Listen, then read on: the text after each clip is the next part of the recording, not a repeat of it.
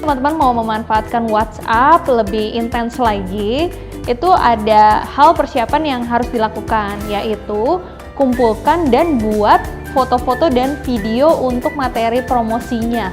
Jadi karena WhatsApp ini memang media digital, media online, jadi satu-satunya hal di mana kita itu bisa menggoda konsumen kita gitu ya, calon konsumen kita, kemudian bisa juga mendorong mereka untuk beli dan mengedukasi mereka terhadap produk dan lain-lain, itu hanya bisa kita gunakan dengan media digital, materi digital, tulisan tentu saja ya. Kemudian yang dua powerful lainnya yaitu adalah foto dan video. Nah, yang sering jadi kesalahan nih atau misalnya kekurangan dari teman-teman yang udah mulai itu adalah hanya melakukan produksi foto dan video ini tuh di awal aja. Padahal kalau misalnya kita mau berkomunikasi secara intens ke customer kita, pengen mereka beli lebih banyak, mereka beli lagi dan lagi, kemudian kita juga pengen mereka merekomendasikan kita ke teman-temannya, salah satu kuncinya adalah kita punya stok foto dan video yang banyak banget dan menarik tentunya ya. Jadi kalau kita selalu postingnya itu-itu aja, fotonya juga nggak pernah ganti, videonya nggak punya mungkin, desainnya juga cuman ada satu tapi diulang-ulang terus. Nah itu yang membuat kualitas komunikasi kita itu jadi kurang. Jadinya customer juga tidak terdorong untuk semakin mencintai produk kita dan tidak terdorong mereka nyebarin kemana-mana gitu. Jadi ini adalah kunci teknis bahwa kita perlu memiliki stok foto dan video yang banyak dan bagus-bagus. Nah, gimana caranya kita bisa rutin ya untuk melakukan produksi tersebut? Itu tidak ada cara lain selain kita bikin yang namanya jadwal konten ya, jadwal produksi konten. Jadi kalau misalnya nggak dijadwal, pasti aja kita seingatnya aja. Nah, contohnya nih, misalnya kalau ada dari seminggu ya, Senin sampai Jumat, kita tetapkan, misalnya hari Senin adalah jadwal produksi foto. Ya udah, dedikasikan nih misalnya 1 jam aja, itu lebih dari cukup sebenarnya untuk bikin atau nambahin konten-konten foto yang baru. Nah, jadi kalau misalnya dalam 1 minggu, Senin sama Kamis, pokoknya ambil foto-foto terbaru, kemudian hari Rabu misalnya jadwal untuk video. Nah, ini kalau misalnya udah dijadwalin seperti ini, itu pasti akan lebih rutin dan akhirnya stok foto dan videonya teman-teman juga akan banyak. Jadi pada saat nanti mau manfaatin WhatsApp nih, bikin rancangan komunikasinya, timelinenya, nah itu nggak kehabisan materi gitu ya. Jadi ini harus secara rutin setiap minggu itu diproduksi. Kalau misalnya teman-teman masih ngejalanin produksi kontennya sendiri juga nggak masalah, karena untuk bikin konten itu sekarang juga udah sangat mudah ya, dengan handphone biasa juga bisa. Dan tapi ini kuncinya, teman-teman harus cari nih materi training ataupun referensi-referensi di online, gimana caranya supaya bisa bikin foto yang menarik gitu ya, supaya angle makanannya terlihat dinamis dan lain-lain. Itu di online banyak sekali materi yang bisa teman-teman dapetin juga secara gratis juga. Nah, tapi kalau misalnya kita tahu bahwa hal ini penting, nah mulai dari sekarang bisa langsung dijadwalin supaya kontennya juga banyak dan menarik. Pada saat produksi nih misalnya, jadi saya harus produksi apa kontennya gitu ya, foto seperti apa, video seperti apa. Nah, secara garis besar ini saya kasih ide, ada 5 nih yang menjadi konten wajib. Yang pertama ini tulisannya adalah buzzer ya, artinya gini, kalau misalnya pengen punya foto dan video yang menarik dan bagus, nggak selalu kita harus membuatnya sendiri. Tapi karena kita tahu nih di luar sana yang namanya buzzer ataupun influencer, khususnya mereka yang khusus di bidang makanan ya, itu mereka benar-benar punya skill yang luar biasa jago gitu untuk melihat atau memproduksi satu foto yang jadi menarik terus bikin orang juga ngiler gitu ya. Buat teman-teman yang baru dengar nih istilah buzzer, ini adalah orang-orang yang punya followers banyak, baik itu di Facebook ataupun di Instagram ya, atau misalnya di YouTube juga bisa disebut dengan YouTuber. Itu adalah mereka tuh punya kekuatan untuk mempengaruhi followers mereka gitu. Jadi biasanya bisnis-bisnis gitu ya, termasuk bisnis kuliner, itu sering menggunakan jasa mereka supaya mereka mempromosikan produk kita. Nah, tapi buzzer ini ada yang macam-macam ya. Ada yang misalnya mereka pasang rate berbentuk harga gitu. Jadi kalau misalnya mereka mau ngeliput tentang produk kita, kita harus bayar menggunakan jasa mereka.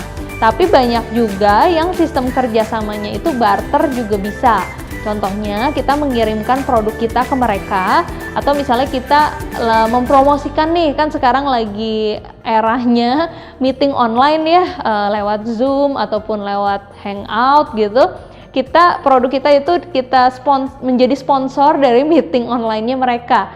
Nah biasanya kalau sistemnya barter seperti itu, kita cukup mengirimkan produk, nanti mereka akan foto, akan videoin produk kita, akan ngeliput produk kita, dan akan mempostingnya di sosial media milik mereka sendiri.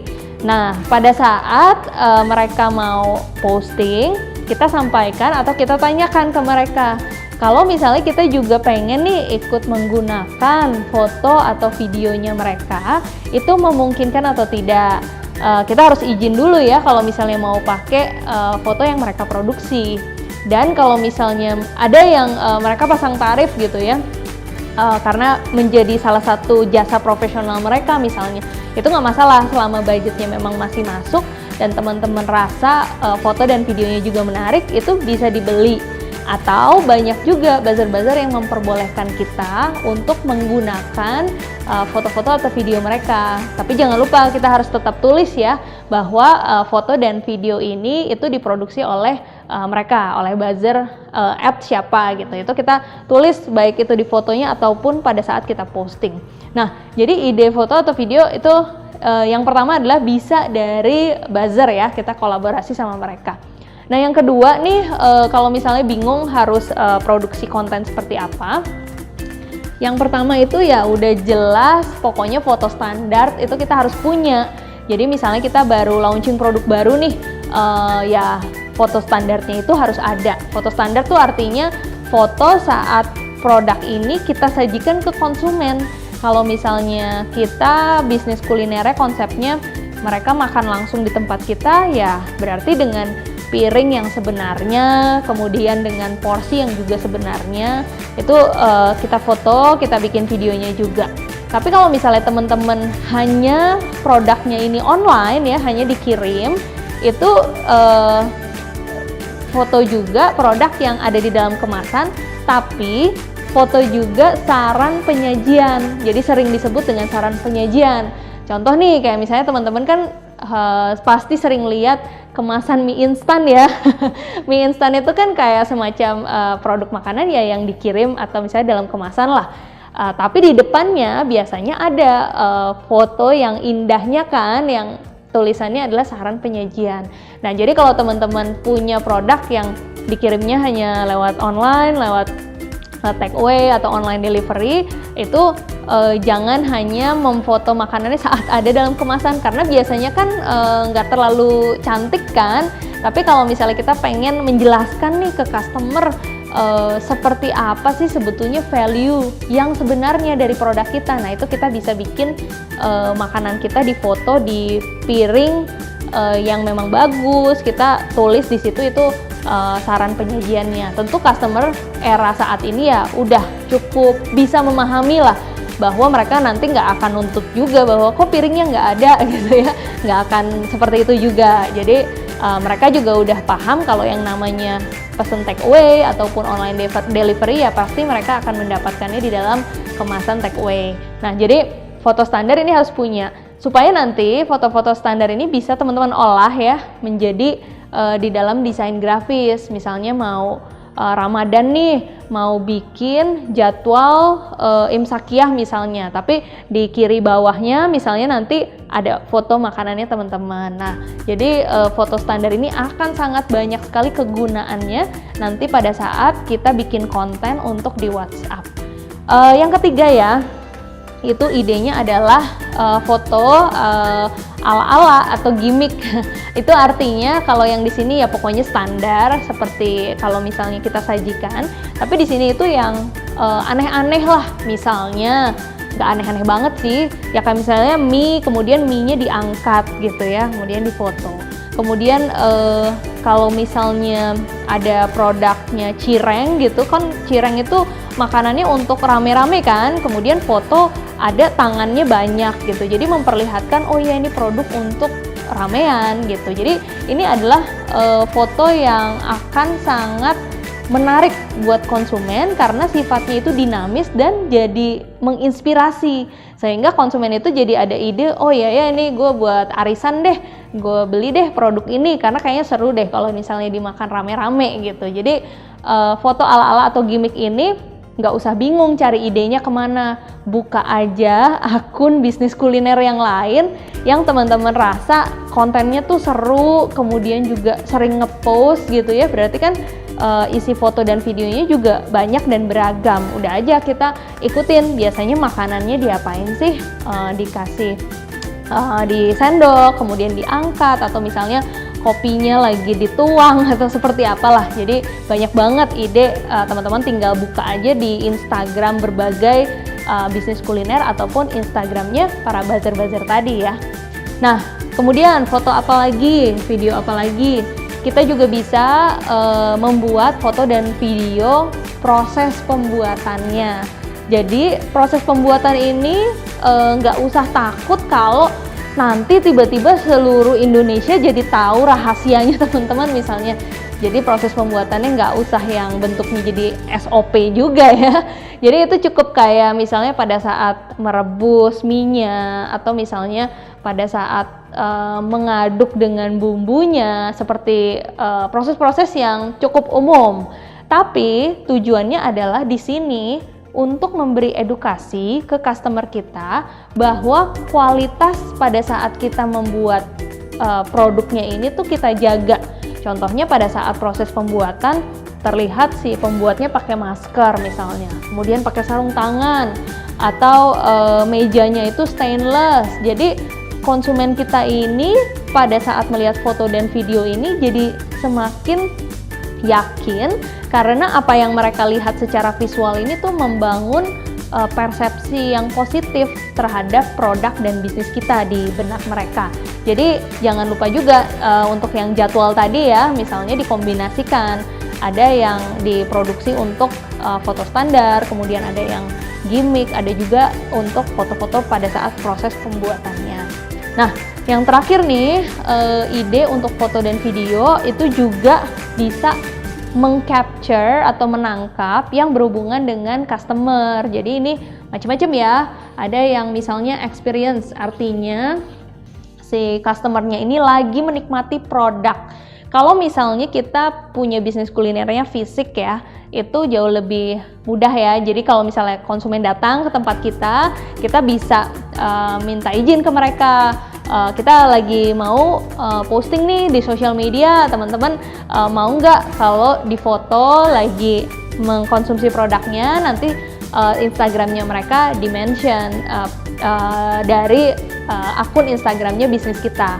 Tapi kalau misalnya teman-teman hanya take away, hanya online aja, itu bisa juga pada saat mereka udah mendapatkan produknya, selang 3 hari nih teman-teman follow up lagi untuk menanyakan gimana, apakah mereka puas, ada feedback atau seperti apa, dan jangan lupa minta mereka untuk memberikan testimoni.